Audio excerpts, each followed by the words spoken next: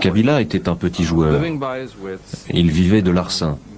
Il se faisait de l'argent en exploitant illégalement des mines d'or. Il persuadait les Chinois ou d'autres qu'il menait une révolution pour leur soutirer un peu d'argent. Je pensais qu'il avait un potentiel, car il s'opposait à Mobutu depuis très longtemps. Et en plus, il était du Katanga, de l'est du Zaïre. Il parlait Swahili. Kabila parlait très bien notre langue, mais on savait aussi que c'était un piètre organisateur. Il n'avait jamais réussi à s'organiser contre Mobutu. J'ai accepté de le présenter à Kagame. Pourquoi? Parce que le Rwanda avait de sérieux problèmes avec Mobutu.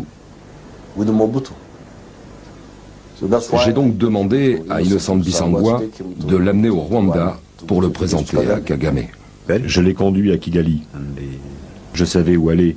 Je connaissais le bureau du vice-président et les gens qui travaillaient avec lui. J'ai vu Kagame et je lui ai parlé de Kabila. Il ne le connaissait pas du tout. Je ne me souviens de rien qui m'ait frappé à son propos. De toute façon, il fallait faire avec la situation et avec les Zaïrois. Disons qu'un accident de l'histoire nous a fait tomber sur Kabila. Mais seul, Kabila n'est pas un alibi suffisant pour servir de couverture à l'intervention rwandaise.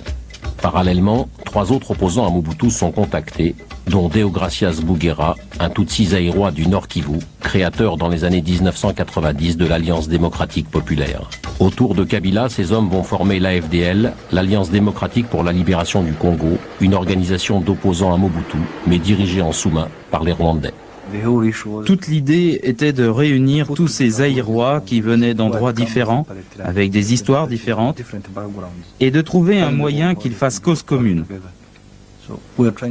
On voulait essayer de les impliquer ensemble dans une sorte de mouvement politique organisé, capable d'articuler un programme et même de justifier la guerre qui commençait au Zaïre.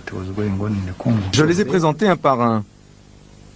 Et j'ai introduit l'ordre du jour, c'est-à-dire la guerre contre Mobutu.